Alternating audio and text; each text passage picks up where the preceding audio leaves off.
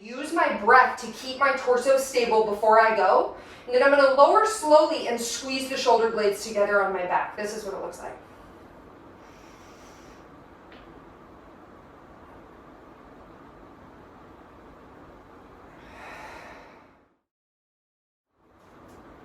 We're going to do a modified push-up. I know a lot of you think, okay, I'll put my knees down, but that's such a completely different exercise that we don't even like to call that a modified push-up. That's just something different. So what we're going to do is have you put your hands up on something to make it a little bit easier while you're working towards the full push-up, or even as part of your training if you can do a full push-up. Now, it's really important here that we keep the pelvis and the diaphragm parallel to each other so that we're not sinking into the low back while we're doing this. And it's also extremely important that you're letting the shoulder blade move on your back.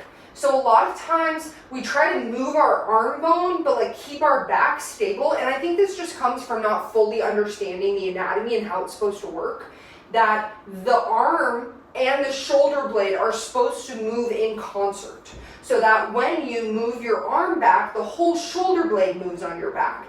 And you'll start, now that you know, you'll start to notice like, oh wow, I'm holding my shoulder blade still instead of letting it move. Or there's a really gunky spot somewhere and that's why I'm not letting it move, which is a great time to go see a provider. So with those principles in mind, making sure that you're going to squeeze your shoulder blades together on top of your spine at the bottom, let's get started. You're going to start with your hands wider than you think because I want you to have room for those scapula to move properly. So I like my arms to be this wide, wider than shoulder width by a couple inches on either side. I turn my fingers out slightly as well because it's just less like force on the wrist. It's easier on your shoulder joint, so try it that way.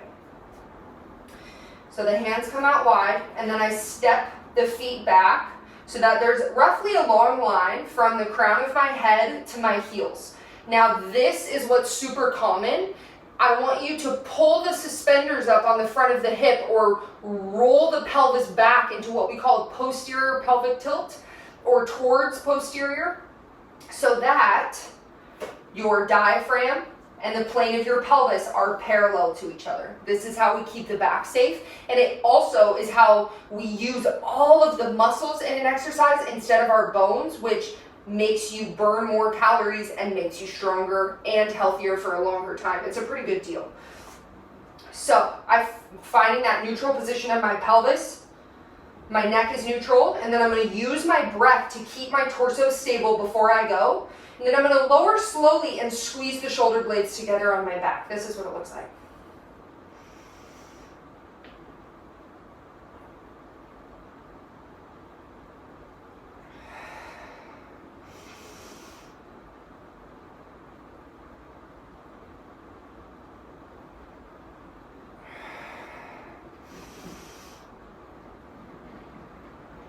And at the bottom, there is a little bit of an opening of my chest. So in order for the shoulder blades to move well, we need to open the chest without opening into the low back. So this is an awesome nuance of keeping this stable, letting the chest be open, squeezing the shoulder blades together on your back so that this is what you look like at the bottom. And then you slowly push back out. Okay? Enjoy modified push-ups.